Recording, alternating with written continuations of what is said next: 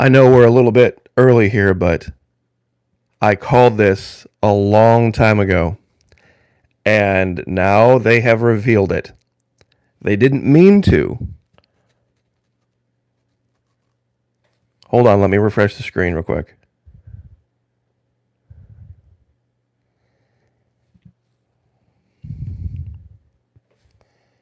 One second, guys. This is kind of a big deal because it shows something. It shows something that not a lot have seen. It's what happens when you get too partisan. You stop seeing the folks on the other side as human beings. I mean, they might be misinformed human beings, and they might be ignorant in some respects, but this is the reality. Now, I'm sure a lot of you are aware of the story about Chris Cuomo being fired. Let me get my video set up right here. A while back, the woman on your left, her name is Brooke Baldwin, and of all of the anchors that were trying to be reasonable in the world, she was probably the most popular. Now, a lot of people go, oh, CNN, nobody over there is reasonable at all. She was one of the more reasonable voices, but she got pushed out. She got pushed out in a very, very strange series of events. And CNN did it very quietly, and she walked away. Now, some of you might remember, in the very early stages of the 2020 sniffles, both of these characters got COVID within literally 5 seconds of each other. And there was a rumor going around that perhaps there might have been something going on between the two. It wouldn't surprise me because they both got the 2020 sniffles, and they both did these kind of weird pseudo live events from their homes. The kind of Zoom call thing where they described from their homes what having COVID was like. And both of them had fairly mild experiences. It was a cold. Maybe it was a little worse than a cold to some extent, but they both got it and got over it. But then they had to go back to a network and work in a network that was pushing it as if it were the Black Plague. And all sorts of things started to change. And then Brooke Baldwin, who was at one time the most popular anchor on CNN, said she was leaving. And since most conservatives don't watch the network, they don't know, they don't care. But she left under strange circumstances. And once she was gone, she was gone. And I thought, well, that's strange. Well, now Chris Cuomo, because of all of his shenanigans and all this nonsense, he's gone. And he left. But he once again had that same thing, had that same idea going on where he had this great audience, but then he got the 2020 sniffles. He had a, experience with it that wasn't the end of the world. And then he came back. And remember something in the very early days, and I know I'm kind of taking the long way there with this, but his brother, the governor, his first response, and people forget this, the first response the governor of New York had to the 2020 sniffles was get outside and get some fresh air. He lifted all of the fees to all of the parks in all of New York, and to encourage people to go out, get some fresh air, get some exercise, and get out from underneath the cloud. Well, you see, that was a problem. That was a problem. And so now we've seen them get rid of these people that at one time, and that's why I have in the description what it is, At one time in their lives, they were normal. And then they kind of got brainwashed. Well, here's the key. Here is the smoking gun. Former CNN, now remember, Brooke Baldwin left a long time ago. She's no longer part of the network over there at CNN. Former CNN presenter calls on network to replace Cuomo with a woman. Okay, that doesn't seem like it's that big of a deal. She's a woman, and CNN has tanking ratings, so you would think that she would be interested in that position.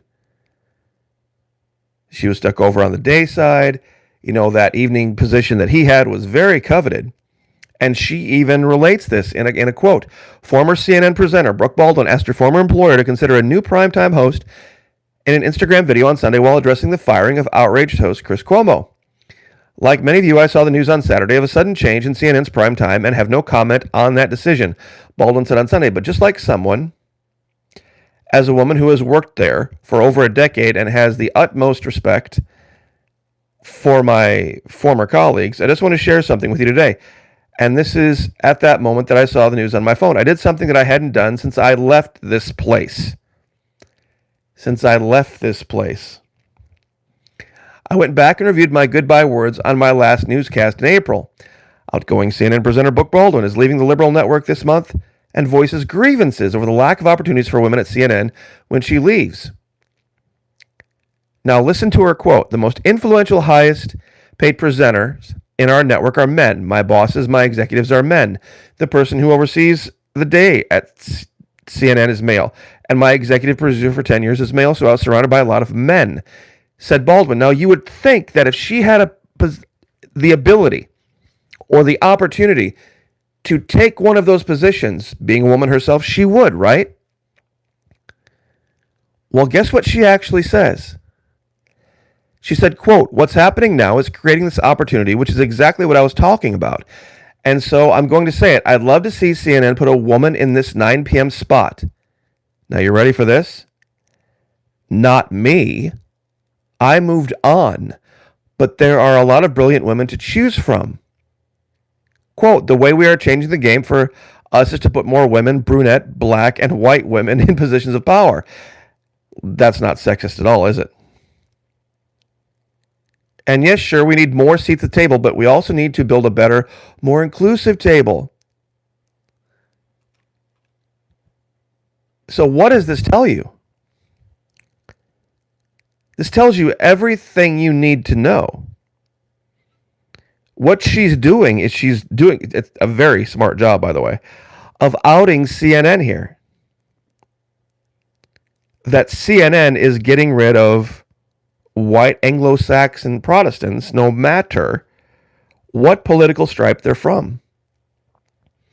See, Brooke married a guy from England, and this was during a time when England was having this insane lockdown. And so, as we know, spouses sometimes bleed over the concerns of their significant others.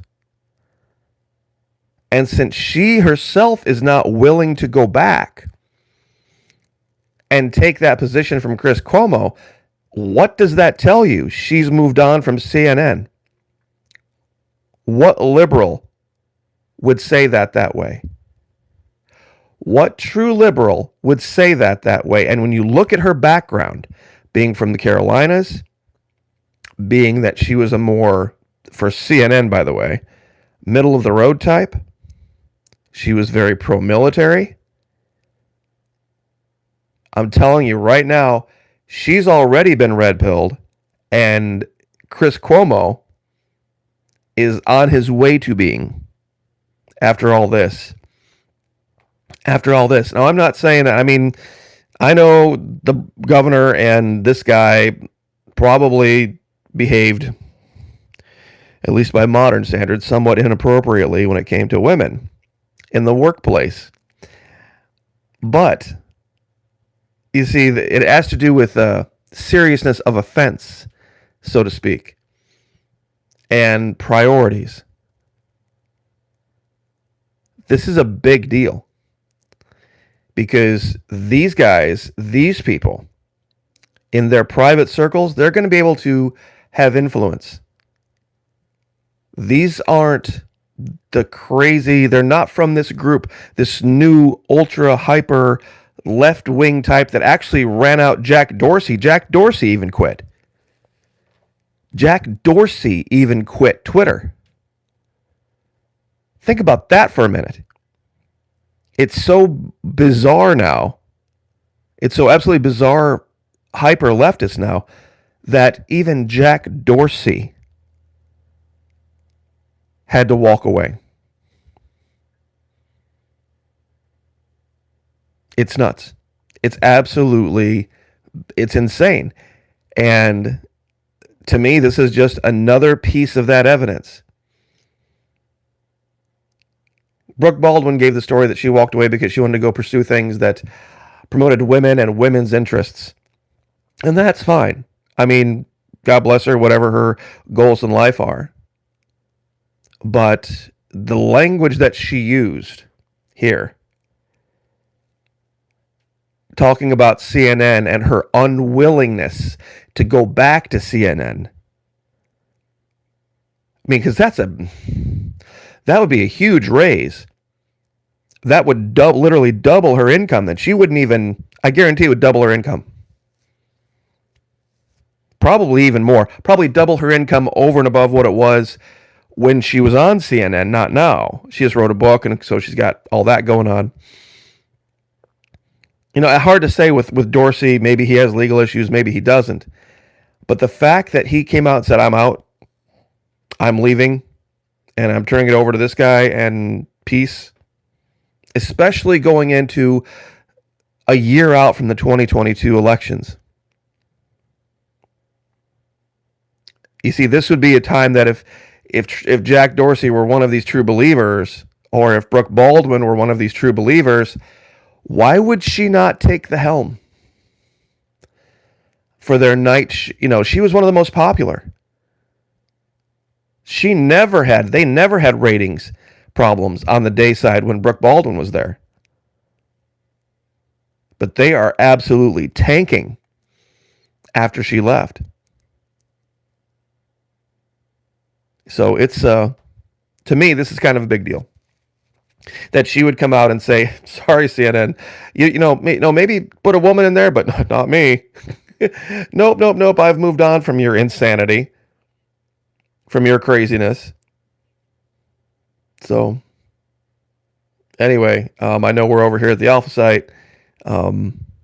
Numbers seem to be doing a little bit better today than they were the other day. 22 folks, but if you want to see how crazy, absolutely nuts the left has gotten, especially in Europe, check this out. Ready for this?